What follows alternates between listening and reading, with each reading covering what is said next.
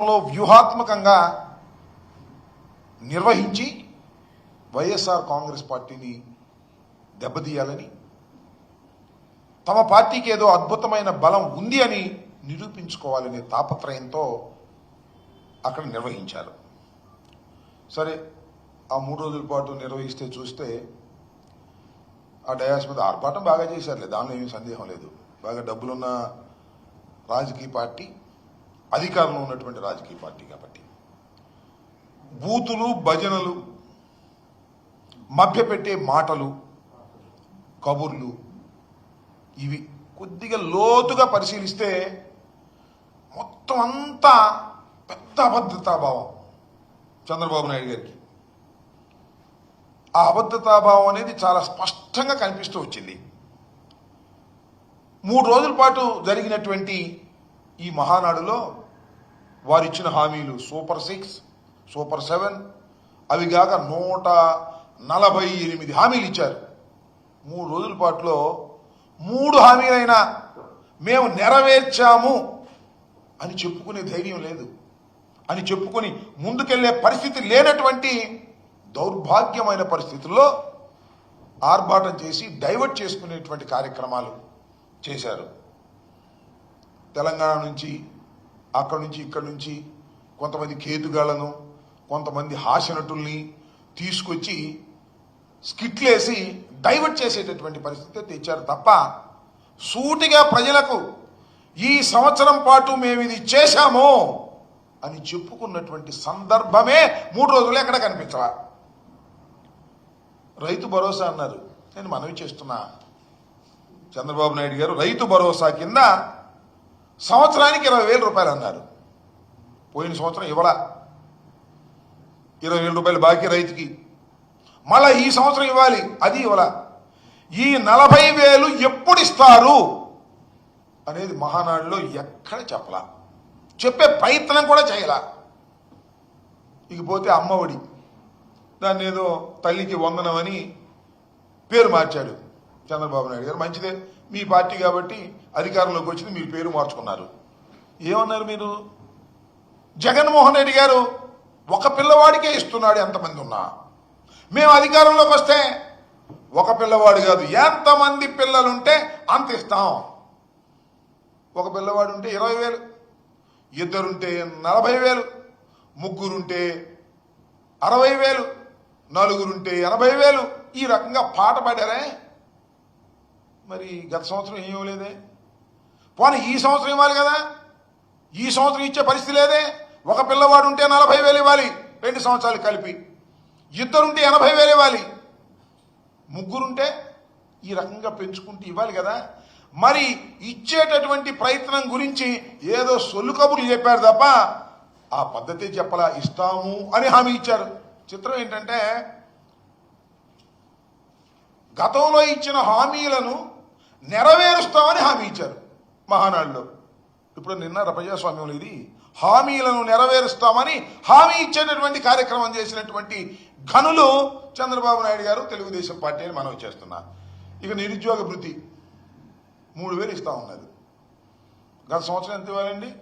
36,000 ఇవ్వాలి, అది పెండింగు. ఈ సంవత్సరం మరో 36,000. ఈ 2 ఎప్పుడు ఇస్తారో ఎక్కడ మాట్లాడినటువంటి సందర్భమే లేదు. ఇక ఆడబిడ్డ నిధి 18,000 ఇస్తామన్నారు. ఏడాదిలో 18,000 ఇవ్వాలి, మరొక ఏడాదికి 18,000 ఇవ్వాలి. దీని సంగతి మాట్లాడలేదు. నేను మనవి చేస్తున్నా, పెన్షన్లు 66 లక్షల మందికి మేము పెంచి పెన్షన్లు ఇచ్చాం. మీరేం చేశారు? దాన్ని తగ్గించే కార్యక్రమం చేశారు. అసలు భర్త చనిపోతే ఇమీడియట్ గా భార్యకి ఇచ్చేటటువంటి పద్ధతుల్లో పెన్షన్ ఇచ్చేటువంటి ఘనత వైఎస్ఆర్ కాంగ్రెస్ పార్టీది, జగన్మోహన్ రెడ్డి గారిది. మీరేం చేస్తున్నారని అడుగుతా ఉన్నా. తగ్గించేశారు పెన్షన్ల సంఖ్య, తగ్గించేటటువంటి కార్యక్రమం, కుదించేటటువంటి కార్యక్రమం, ప్రతి సంవత్సరానికి ప్రతి నెలకి కూడా పెన్షన్లు కుదించేటటువంటి కార్యక్రమంలో ఉండి మీరు అన్యాయం చేసేటటువంటి కార్యక్రమం ఇవాళ మీరు చేస్తున్నారు.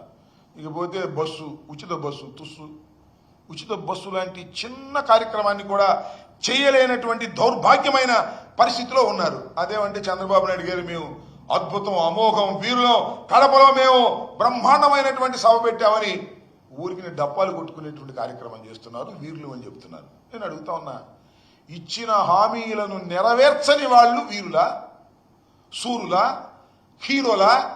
ఇచ్చిన ప్రతి హామీని నిలబెట్టనటువంటి చేసినటువంటి జగన్మోహన్ రెడ్డి గారి హీరోనా, ధీరుడా? ఆలోచించమని మనవి చేస్తున్నా. ప్రజలు ఆలోచన చేయడం స్టార్ట్ అయిపోయింది.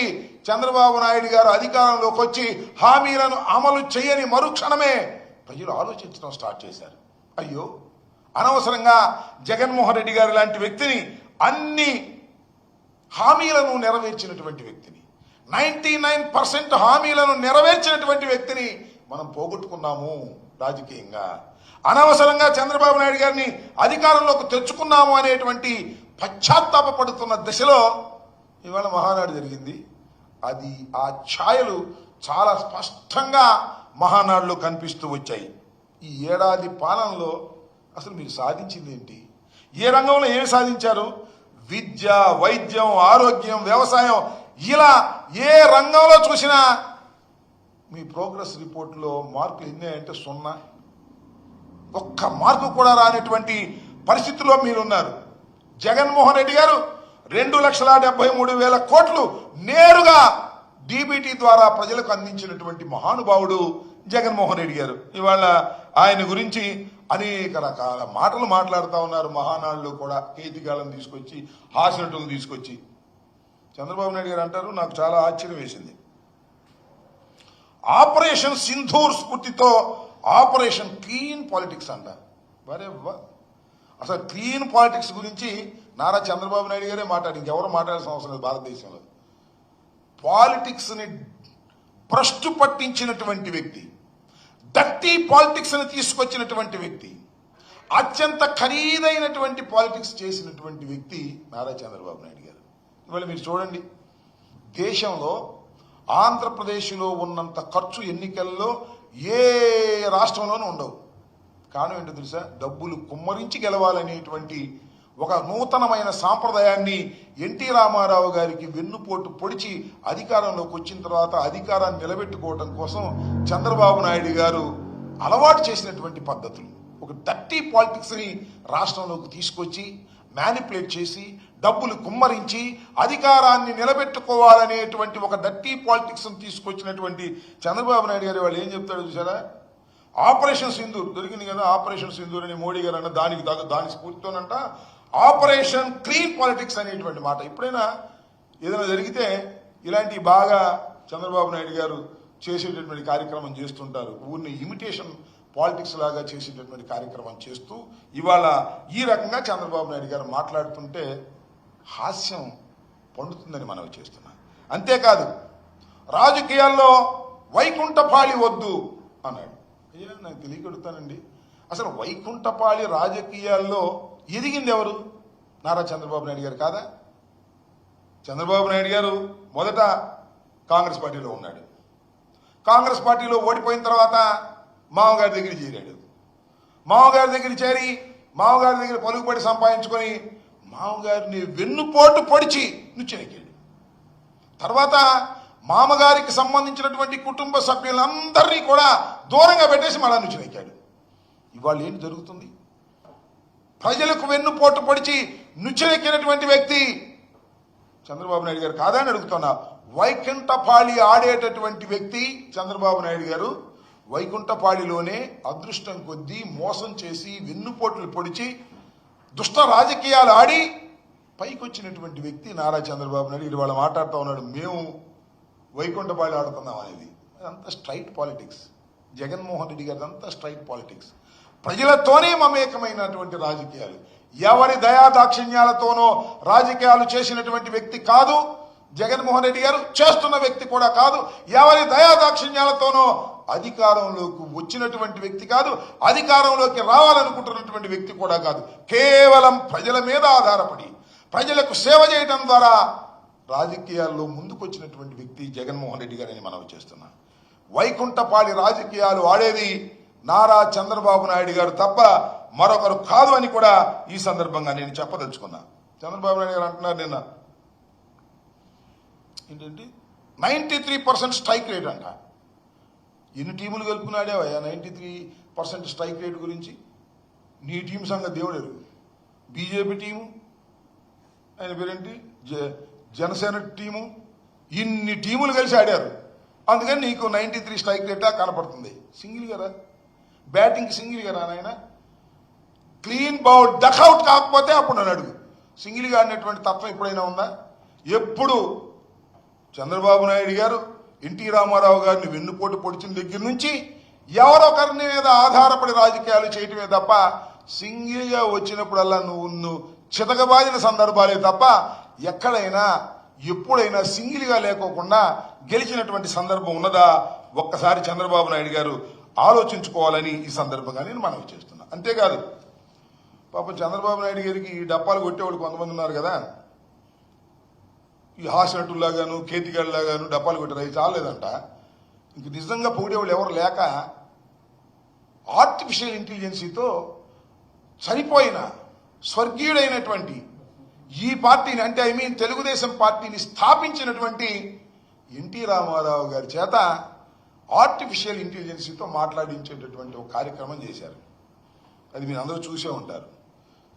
ఎన్టీ రామారావు గారు చెప్తున్నాడు, చంద్రబాబు చాలా గొప్పవాడు, హైదరాబాద్ నిర్మించినటువంటి వ్యక్తి అని డప్పా కొట్టే కార్యక్రమం. అంతేకాదంట, P4తో పేదరికాన్ని రూపుమాపడానికి ఉద్భవించినటువంటి వ్యక్తి మా అల్లుడు చంద్రబాబు నాయుడు అని చెప్తున్నాడు.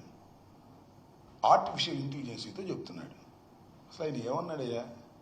నారా చంద్రబాబు నాయుడు గారు, మా గుర్తు మీ గుర్తు, కాకపోతే కొత్తగా వచ్చిన చిన్న కుర్రోళ్ళకి గుర్తు లేదు.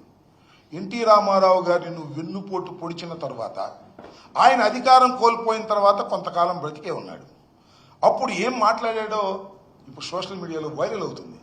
నువ్వు ఎప్పుడైతే ఆర్టిఫిషియల్ ఇంటెలిజెన్సీతో ఎన్టీ రామారావు గారి చేత మాట్లాడించినట్టుగా నాటకం ఆడావో, మోసం చేయడానికి ప్రయత్నం చేశావో, మరి సోషల్ మీడియా పవర్ఫుల్గా ఉంది కదా, అప్పుడు ఎన్టీ రామారావు గారు మాట్లాడిన మాటలన్నీ కూడా ఇప్పుడు వైరల్ చేస్తున్నారు.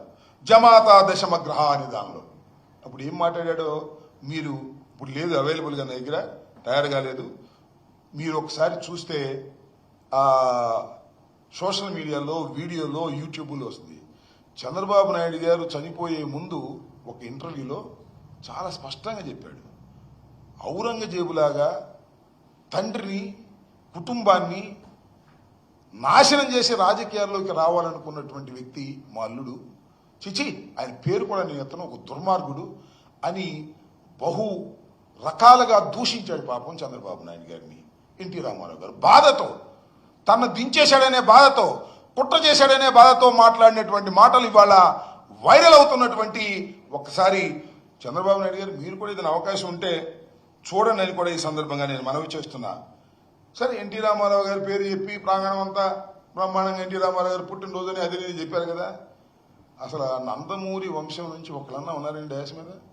బాలకృష్ణ కూడా లేడు. మరి ఎందుకు లేడో మరి నాకు షూటింగ్ పోయాడు ఏమో నాకు తెలియదు. చివరికి బాలకృష్ణ గారు కూడా లేరు.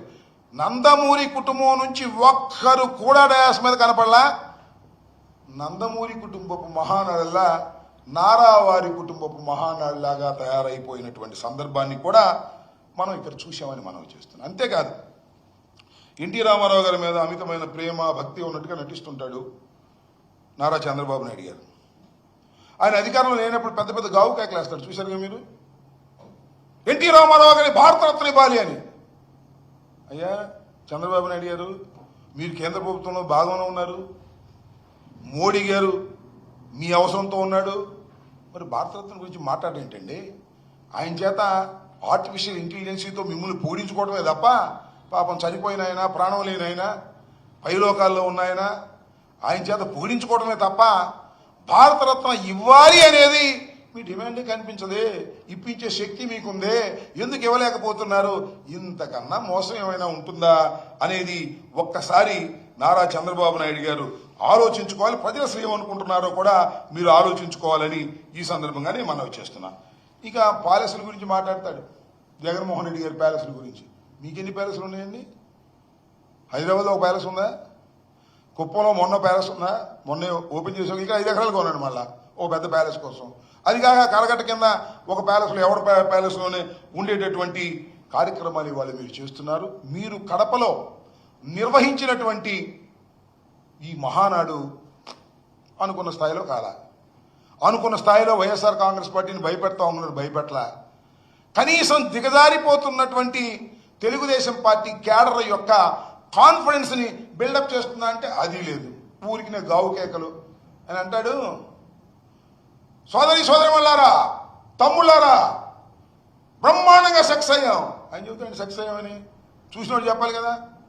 అద్భుతంగా సెక్స్ అయింది మన మీటింగ్, అవునా కాదా అడుగుతాడు అనుమానం. మళ్ళా అవునైతే 2 చేతులు పైకెత్తండి, షౌట్స్ కొట్టండి. ఈ గావు కేకలు ఏంటంటే ఒక అభద్రతాభావంతో ఉన్నటువంటి పరిస్థితులు చాలా స్పష్టంగా కనిపించాయి. మొత్తం కడపలో జరిగిన మహానాడులో అనుకున్న స్థాయిలో అది జరగలేదు, తుస్సుమంది. దాని గురించి పాపం గావు కేకలు పెట్టేటటువంటి కార్యక్రమాలు చేస్తున్నారు. చివరికి ఇంకో మాట ఏంటంటే, ప్రజల్ని డైవర్ట్ చేయడం కోసం ఎవరండి హైదరాబాద్ నుంచి నర్సిరెడ్డి అంటే ఎవరు ఒక ఆయన పొట్టుకుంటాడు, పుట్టుకొక్కలాగా ఆయన నుంచి కామెడీ చేస్తున్నాడు, పద్దాలను చేస్తుంటాడు. ఏమంటాడండి ఆయన, తెలంగాణలో ముక్కోడు పోయాడు, ఇక్కడ తెక్కోడు పోయాడంట. ఏం మాట్లాడుతున్నావు? ఏమైనా చంద్రబాబు నాయుడు గారు నువ్వేమో నవ్వుకుంటున్నావా ఏంటిది? మొన్న కూడా అంతే, ఇక్కడ ఎమ్మెల్యేల వినోద కార్యక్రమాలప్పుడు కూడా జగన్మోహన్ రెడ్డి గారిని తిట్టడం, కింద నవ్వుకోవటం. ఇవాళ కూడా ఆ బుడంకాయ లాంటి నర్సిరెడ్డిని పిలిపించుకోవడం, ముక్కోడు తెక్కోడు ఆనందపడటం. మీ వల్లనేవా? మీ అబ్బాయి ఒక పిల్లోడు, నువ్వేమో బొల్లోడివి అని మేము అన్నాం కదా. అది సంస్కారమా? ఇలా మాట్లాడటం మొదలెడితే మాకన్నా ఎక్కువ మాట్లాడగలరా? తప్పు నాయన. తెక్కోడు గిక్కోడు ఇట్లాంటి మాటలు కాదు. వ్యక్తిగతంగా మీరు మాట్లాడటం మొదలెడితే అంతకన్నా వ్యక్తిగతంగా మాట్లాడగలమని కూడా ఈ సందర్భంగా నేను మనవి చేస్తున్నా. అంతేకాదు తల్లి చెల్లి అని మాట్లాడతాడు. ఎవరు? ఆ పిల్లోడు తల్లి చెల్లి అని మాట్లాడతాడు. అదే మాట్లాడేటువంటి కార్యక్రమం చేస్తే మేము మాట్లాడలేగా. చంద్రబాబు నాయుడు గారు మీ తల్లి ఎక్కడ, మీ చెల్లి ఎక్కడ? ఎప్పుడైనా మీ తల్లి గురించి మాట్లాడారా? ఎప్పుడైనా మీ చెల్లి గురించి మాట్లాడారా? మొన్నే కదా గృహప్రవేశం చేశారు, మీ చెల్లిని ఏమైనా తీసుకెళ్లారా? ఏమయ్యా లోకేష్ గారు, ఓ పిల్లోడా, నువ్వేమన్నా మీ మేనత్తకి ఎప్పుడన్నా బట్టలు పెట్టావా? మీ మేనత్తని ఇంటికి పిలిచావా? ఇట్లా కుటుంబ విషయాల గురించి మాట్లాడటం మొదలెడితే మేము మాట్లాడగలం అనే విషయాన్ని దయచేసి మర్చిపోవద్దు. సంస్కారహీనంగా మీరు మాట్లాడటం మొదలెడితే మా వాళ్ళు కూడా మాట్లాడతారు. ఇట్లాంటి అలవాట్లు చెయ్యొద్దయ్యా. చంద్రబాబు నాయుడు గారు, నీ దగ్గర సరుకు లేదు, నువ్వు చేసినటువంటి వాగ్దానాలను నిలుపుకున్న పరిస్థితి లేదు. మహానాడులో గావు కేకలు పెట్టి ఏదో సెక్స్ అయిపోయిందనే కలరిచ్చేటటువంటి ప్రయత్నం చేస్తున్నావు తప్ప సక్సెస్ కాలేదు సరిగదా. అనుకున్న స్థాయిలో విజయవంతం కాలేక గావు కేకలతో మహానాడు బ్రహ్మాండంగా జరిగిందని కలరించుకునేటటువంటి దౌర్భాగ్యమైన పరిస్థితికి ఓ నారా చంద్రబాబు నాయుడు గారు మీరు దిగజారిపోయారు. ఇది దయచేసి గుర్తుపెట్టుకోమని కూడా ఈ సందర్భంగా నేను చెప్పదలుచుకున్నాను. అభివృద్ధి కొనసాగాలంటే ప్రభుత్వాలు కూడా కొనసాగాలి. 29లో కూడా కూటమిని గెలిపించాలని బతికున్నంతకాలం ఆయనే ఉండాలి. అసలు నాకు తెలియగలుగుతానండి ఎందుకు వచ్చిన అనుమానం చంద్రబాబు నాయుడు గారికి. ఇప్పుడు ఎన్నికలు ఇంకా 4 సంవత్సరాలు ఉంది కదా, అప్పుడు కూడా మమ్మల్ని కొనసాగించమని ఇప్పుడు అంటున్నాడంటే జారిపోతున్నానే కదా అర్థం. మీరు చూశారుగా లోకేష్ ఏమంటున్నాడు, ఇండస్ట్రియలిస్టులు వచ్చి ఇక్కడ పెట్టాలంటే మళ్ళా జగన్మోహన్ రెడ్డి గారు రారని గ్యారంటీ ఇవ్వమంటున్నారంట. వాళ్ళకి బాగా తెలుసు, ఎందుకంటే పెద్ద పెద్ద పారిశ్రామికవేత్తలు ఎప్పటికప్పుడు సర్వే చేసుకుంటారు. వాళ్ళు సర్వే చేసుకున్నట్టున్నారు. పాపం ఈ పిల్లోడికి చంద్రబాబు నాయుడు గారికి డామును పడిపోతుంది. జగన్మోహన్ రెడ్డి గారు మళ్ళీ తిరిగి అధికారంలోకి వస్తాడనేటువంటి భావన వాళ్ళకి కలుగుతుంది. కాబట్టే వాళ్ళు ఆ మాట అంటున్నారు, దానికి సమాధానం చెప్పే పరిస్థితే లేదు.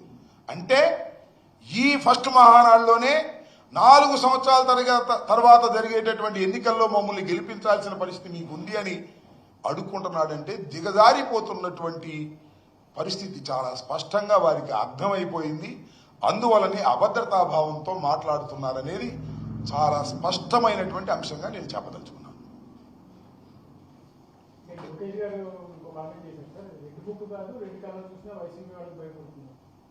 ఏంటి అది ఇంకోటి కూడా అన్నట్టున్నాడు ఏదో. ఏది ఒక ఆయన గుండె జబ్బు వచ్చింది పాత్ర ఇలాగే, ఒక ఆయన ఏమో బాత్రూంలో పడిపోయాడు అని. ముందు ముసళ్ళు మనకు తొందర ఉంది. అధికారంలో ఉన్నప్పుడు ఏమైనా మాట్లాడతారు లోకేష్ గారు. ఎందుకంటే మీకు ఇన్మెచ్యూర్డ్ పొలిటీషియన్ నువ్వు. నీకు అర్ధంతరంగా మీ నాన్నగారు వల్ల నువ్వు అర్ధంతరంగా మంత్రి అయ్యావు, గెలిచావు, ఇన్మెచ్యూర్డ్గా ఉన్నావు, అనుభవం లేదు. అనుభవం లేక ఇలాంటి పిచ్చి మాటలు మాట్లాడేటువంటి పరిస్థితి నువ్వు చేస్తున్నావు. నువ్వు చేస్తుందల్లా ఏంటి వల్ల రాష్ట్రంలో ఎవరికి సంబంధం లేదు, మంత్రివర్గ సభ్యులకు కూడా సంబంధం లేదు, మొత్తం ఉప ముఖ్యమంత్రి గారికి కూడా సంబంధం లేదు. మొత్తం లంచాలు తీసుకోవటం, ఆ బ్యాగులన్నీ సర్దుకోవటం, సూట్ కేసులు జారేసుకోవటం, డబ్బు సంపాదించుకోవటం. ఇదే మొదటి పని నారా చంద్రబాబు నాయుడు గారి కుమారుడైనటువంటి లోకేష్ది. రెండో పని ఏంటి? మా మీద కేసులు పెట్టడం, సూట్ కేసులు ఎత్తుకోవటం, మా మీద కేసులు పెట్టడం. ఈ రెండు తప్ప ఏమీ పని లేకోకుండా ఆయన తిరుగుతున్నాడు. ఆయన ఏదైనా మాట్లాడతాడు మైకి దొరికినప్పుడు. తొందరపడద్దు నాయన, కాలం ఇప్పుడు ఇలాగే ఉండదు. చంద్రబాబు నాయుడు గారు, లోకేష్ గారు, కాలాలు మారతాయి. జగన్మోహన్ రెడ్డి అనే వ్యక్తి ప్రజల్ని నమ్ముకున్నటువంటి వ్యక్తి, ప్రజల మధ్యన ఉన్నటువంటి వ్యక్తి, ప్రజలకు మేలు చేసినటువంటి వ్యక్తి. అంతే తప్ప వారి మీద, వీరి మీద, పక్కన రాజకీయ పార్టీల మీద ఆధారపడి రాజకీయాలు చేసేటటువంటి వ్యక్తి కాదు. గుర్తుపెట్టుకోండి. జగన్మోహన్ రెడ్డి గారికి ఎంతండి? రౌండ్ అబౌట్ 50 సంవత్సరాలు. మళ్ళీ అధికారంలోకి రాబోతున్నాడని కూడా ఈ సందర్భంగానే మనవి చేస్తున్నా. రాబోతున్నాడని మేము చెప్పడం కాదు, మీరే చెబుతున్నారు. ఇండస్ట్రియలిస్టులు రావంటున్నారు, మళ్ళీ జగన్మోహన్ రెడ్డి రావడానికి గ్యారంటీ ఇవ్వండి అనే మాట మాట్లాడుతున్నారు. ఇవాళ మొదటి మహానాడులోనే మళ్ళా జరగబోయే 4 సంవత్సరాల తర్వాత జరగబోయే ఎన్నికల్లో మళ్ళా ఈ ప్రభుత్వాన్ని గెలిపించాలి. ఏంటంత తాపత్రయం నీకు అంటే? జారిపోతుందనే కదా అర్థం. దాన్ని అభద్రతాభావంతో మహానాడు జరుపుకున్నారు అనేది మనకు చాలా క్లియర్గా అర్థమవుతుంది. ఓకే.